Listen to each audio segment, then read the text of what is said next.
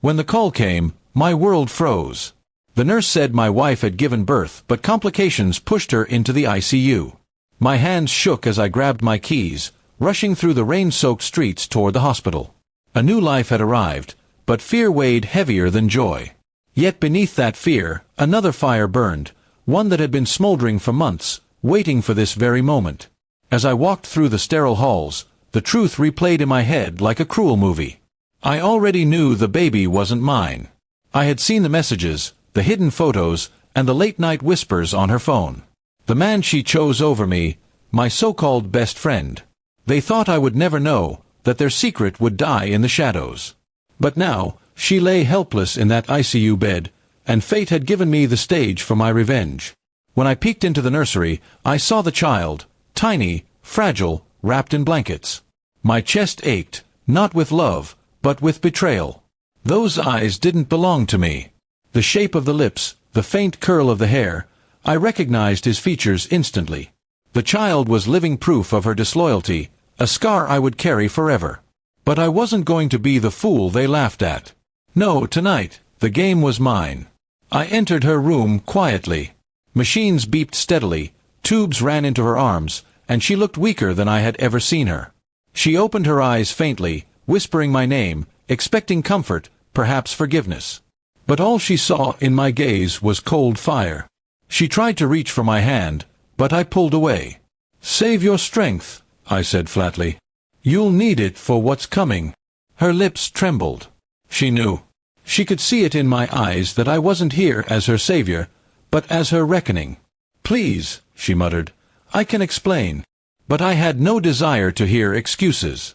Explanations don't erase betrayal, and lies don't turn a stranger's child into mine. I leaned close and whispered, "The only reason I'm here is to make sure you lose everything, like you made me lose my dignity." I had prepared everything beforehand. Documents proving her infidelity, paternity tests confirming the truth, messages copied and printed. I had already spoken with my lawyer. While she fought for her life in this room, her future outside was already slipping away. The house, the accounts, the reputation she cherished, it was all about to collapse. My revenge wasn't going to be swift. It would be slow, precise, and unforgettable. She cried weakly, begging me not to abandon her, but the irony struck me hard. Where was her loyalty when she invited another man into her arms? Where was her mercy when she mocked me behind my back? I told her the child would never carry my name, that I would never raise another man's son. "You chose him," I said coldly, "so let him take care of you now." When the nurses asked if I wanted to sign papers for the baby's discharge, I shook my head. "I'm not the father," I said loudly enough for everyone to hear. Whispers spread instantly. The shame she feared most was already blooming around her. Her betrayal was no longer a secret. It was exposed under the brightest lights of all. Hours passed, and I sat in the waiting area, letting her drown in her thoughts. She must have realized by then that everything was slipping through her fingers. Her parents arrived, confused and worried. I handed them the files silently. Her mother gasped. Her father's face turned pale with rage. "She did this," he whispered. I only nodded. My revenge was no longer mine alone. It was carried by every disappointed gaze that fell upon her. When she was stable enough to leave the ICU, she looked for me. But by then, I was already gone. I left her with nothing but the echo of betrayal. She would wake to find divorce papers waiting, her family's disappointment heavy on her shoulders, and the world knowing the truth of her sins. I walked out of that hospital without looking back. The rain had stopped, but my storm had just ended. For the first time in months, I felt free. Free from lies, free from her poison, free from carrying another man's bloodline as my own.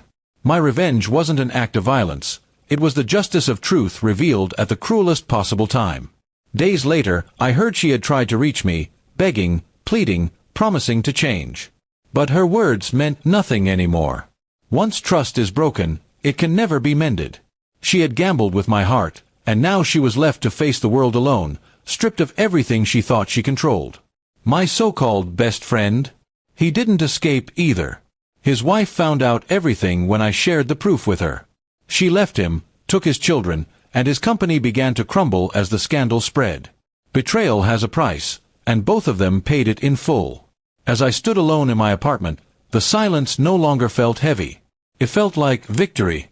I hadn't just walked away. I had taken back my power, my pride, and my life. And as for her, she would spend every waking moment remembering the day I came to the ICU, not as a broken man, but as the one who finally took his revenge. In the end, I lost a wife and a child that was never mine. But I gained something far greater, the strength to rise above betrayal, and the satisfaction of knowing she would never forget the moment her lies destroyed her, and I was the one who held the final card.